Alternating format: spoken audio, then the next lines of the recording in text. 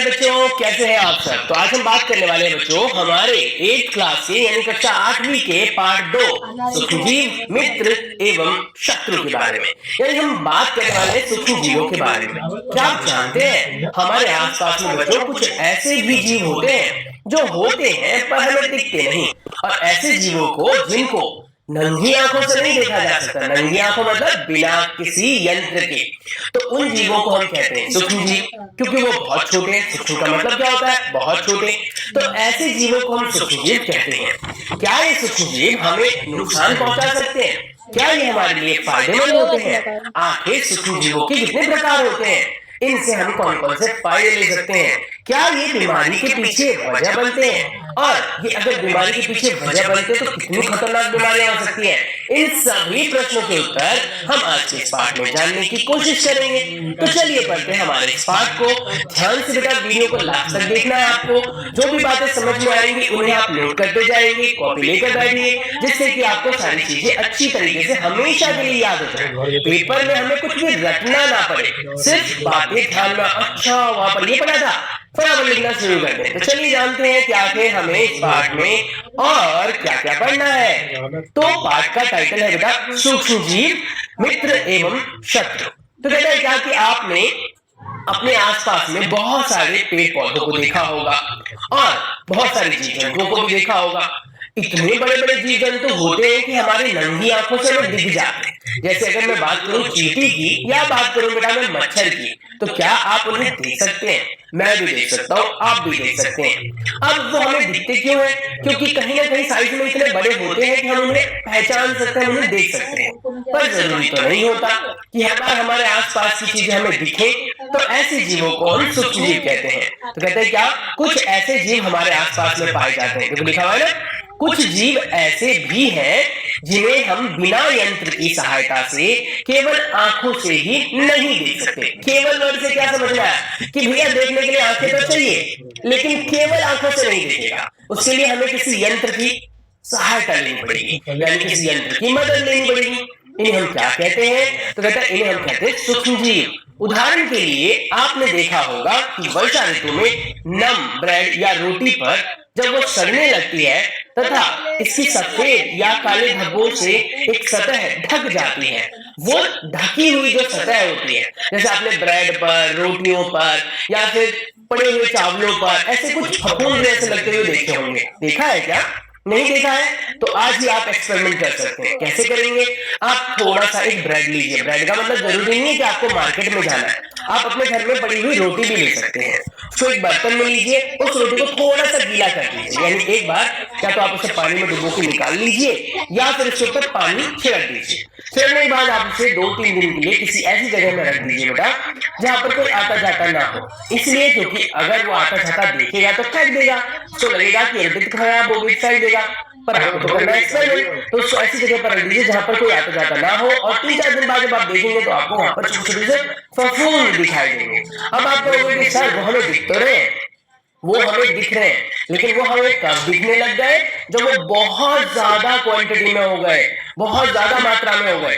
थे तो वो पहले भी वहां पर, लेकिन क्या इतनी ज्यादा मात्रा में थे? नहीं। और इसी वजह से नॉर्मल रोटियों पर आपको फफूंद तो दिखती ही नहीं है। जब वो बहुत ज्यादा हो जाते हैं, यानी अपनी वृद्धि विकास करके अपना परिवार बसा लेते हैं, यानी कि फैमिली बना लेते हैं, तब हमें दिखाई देता है। तो वही कह रहा है कि हम आज बात करने वाले हैं हमारे इस पाठ में सूक्ष्म जीवों के बारे में। तो कहता है कि चलो क्रियाकलाप करते हैं। क्रियाकलाप करने से फायदा क्या होता है? हमें जो चीजें सीखनी होती है ना, वो देखकर, समझकर या फिर करके सीख जाते हैं। तो अभी क्या कह रहा है कि आप जाइए बगीचे में, मैदान में जाइए, बीकर में थोड़ी सी गीली मिट्टी लीजिए और इसमें जल डालिए, यानी पानी डालना है, यानी कि मिट्टी लेना है और उसमें पानी डाल देना थोड़ा सा। अब मिट्टी के कण बैठ जाने के पश्चात जल की एक बूंद स्लाइड पर लेकर सूक्ष्मदर्शी की सहायता से इसका परीक्षण कीजिए। आप क्या देखते हैं? आखिर सूक्ष्म जीव के उस जल में जो गंदा पानी होता है या फिर वो जो धुंधला सा पानी आपको दिखाई देता है, वो सूक्ष्मदर्शी पर कैसा दिखाई देता है? क्या उस पर आपको किसी प्रकार के जीव दिखाई देते हैं? अगर ये आप एक्टिविटी करना चाहते हैं तो मुझे कमेंट करके बता दीजिए, मैं आपको कमेंट के साथ रिस्पॉन्स करके ये एक्टिविटी जरूर कराऊंगा। कमेंट सेक्शन अगर ऑफ है बेटा तो आप मेरे व्हाट्सएप नंबर पर भी मुझे मैसेज कर सकते हो। उसके बाद कह रहे हैं क्या कि क्रियाकलाप 2.2 कीजिए, एक तालाब या पोखर में जाइए और उसकी कुछ बूंदे लीजिए जल की और उसको स्लाइड पर डालकर देखिए। आप क्या देखते हैं, क्या देखेंगे? कुछ ऐसे सूक्ष्मजीव आपको जरूर दिखाई देंगे, छोटे छोटे से अन्य सूक्ष्मजीव होंगे जिनको देखने के बाद शायद हो सकता है कि आप तालाब में नहाना बंद कर दें, शायद हो सकता है कि कुएं का पानी पीना बंद कर दें, लेकिन बेटा वो सूक्ष्मजीव हर जगह होते हैं, इवन आपके खाल में भी होते हैं, यानी चेहरे पर। अगर आप अपने चेहरे पर एक सफेद टेप लगाकर उसे उतारें और उतारने के बाद बेटा आप उसको सूक्ष्मदर्शी में देखिए ना, तो उसमें भी आपको छोटे छोटे से जीव दिखाई देंगे, चलते फिरते हिलते डुलते। अब सवाल उठता है कि ऐसा कौन सा जगह है जहां पर सूक्ष्मजीव नहीं पाए जा सकते? ऐसी कोई जगह है ही नहीं। अंतरिक्ष में भी सूक्ष्मजीव पाए जाते हैं, और जो तालाब होते हैं बेटा, या फिर कुएं होते हैं, या फिर तेल की खानें होती हैं, इतना ही नहीं बेटा, ज्वालामुखी में भी सूक्ष्मजीव पाए जाते हैं। तो सूक्ष्मजीव हर जगह है। हमसे पहले सूक्ष्मजीव आए धरती पर अपनी तरक्की कर नहीं पाए और हमने तरक्की कर ली, जिसकी वजह से हम आज ऐसे सूक्ष्मजीव तो इतने हैं कि हमें दिखते भी नहीं है। तो वही कह रहा है क्या कि सूक्ष्मजीव ऐसे जीव होते हैं जो बहुत छोटे होते हैं और हमें नग्न आंखों से दिखाई नहीं देते हैं। सूक्ष्मजीव को 4 मुख्य वर्गों में बांटा गया है। पहला वर्ग है बेटा जीवाणु, दूसरा कवक, तीसरा प्रोटोजोआ और कुछ शैवाल। क्या बोला मैंने? इसको 4 वर्गों में बांटा गया। ध्यान से आप सारी बातों को सुनेंगे और लिखते भी जाएंगे। तो इसको कितने भागों में बांटा गया है? 4 भागों में बांटा गया है, जिसको हम कहते हैं जीवाणु, कवक, प्रोटोजोआ और शैवाल।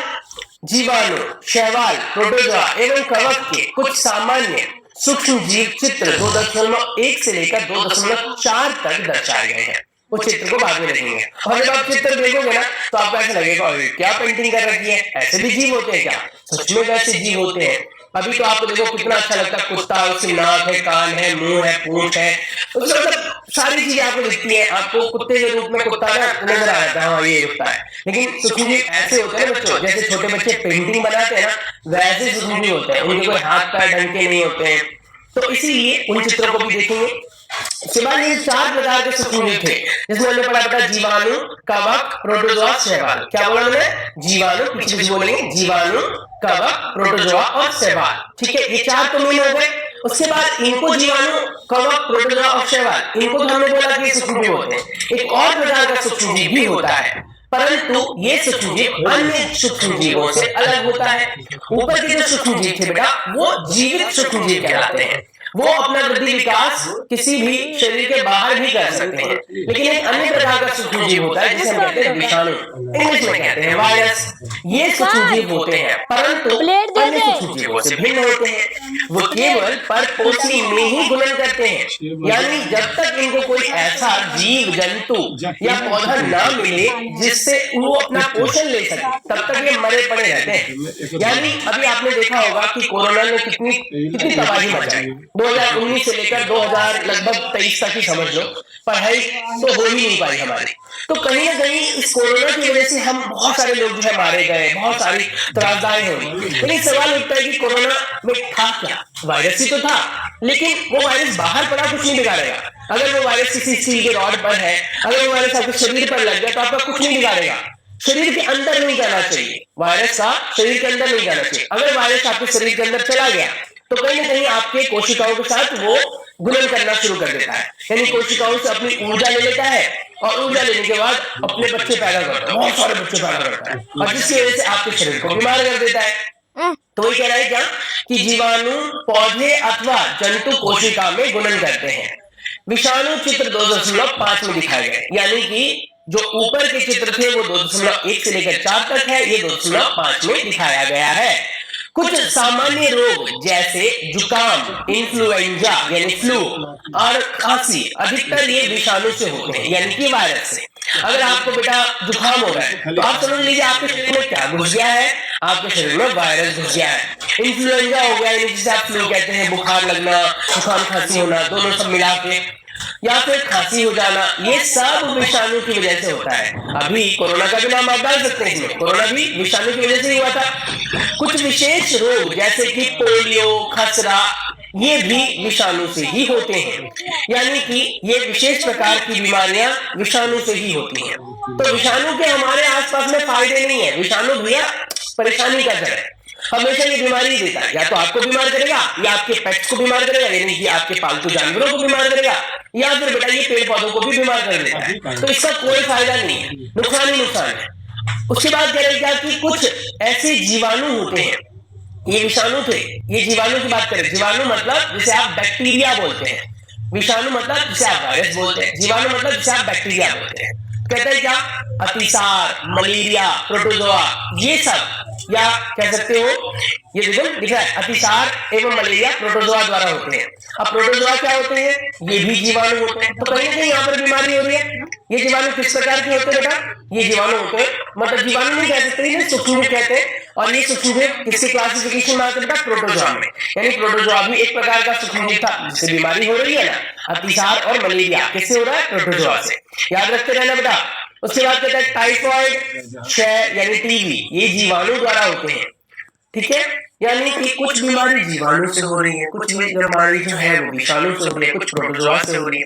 तो इसीलिए इन बीमारियों से बचने के लिए हमें इन सभी सूक्ष्मजीवों के बारे में ज्ञान होना चाहिए।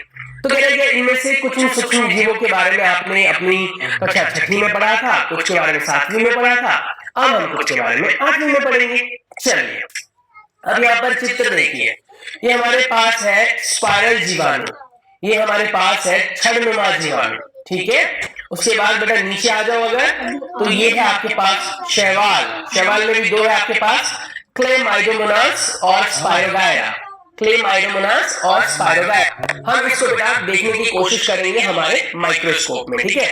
उसके बाद है अमीबा, उसके बाद है पैरामीशियम, ये आते हैं प्रोटोजोआ के भाग में। यानी प्रोटोजोआ में हमारे पास दो उदाहरण हैं, अमीबा और पैरामीशियम। शैवाल में दो उदाहरण हैं, क्लेमाइडोमोनास और स्पाइरोगायरा। जीवाणु में दो उदाहरण है हमारे पास, स्पाइरल जीवाणु और छड़नुमा जीवाणु। उसके बाद नेक्स्ट है हमारे पास बेटा कवक, कवक में आपके पास 3 है, वो है राइजोपस जिसे कहते हैं ब्रेड मोल्ड। उसके बाद है पेनिसिलियम, ये बहुत बहुत ज्यादा अच्छे प्रकार के कवक होते हैं बेटा। उसके बाद नेक्स्ट है हमारे पास एस्पेरोजिलस, कवक को हम कहते हैं फंगस या फंगाई, ठीक है, फंजाई भी बोलते हैं इसे, वैसे एक्चुअल में इसे फंजाई बोलते हैं, फंगी बोलते हैं, फंगस बोलते हैं, फंजाई बोलते हैं इंग्लिश में। तो ये सब है। उसके बाद हमने पढ़ा था अभी विषाणु, विषाणु तो कुछ अलग ही प्रकार के होते हैं। देखो आप विषाणु ऐसे नहीं लग रहा जैसे कि मूवी में रोबोट्स दिखाए जाते हैं, या फिर यूट्यूब पे ऐसे कोई वीडियो देखी होगी जिसमें रोबोट्स ऐसे होते हैं। ये विषाणु बेचारे ऐसे लग रहे हैं जैसे कि पता नहीं कैसे किसी यंत्र की तरह दिख रहे हैं।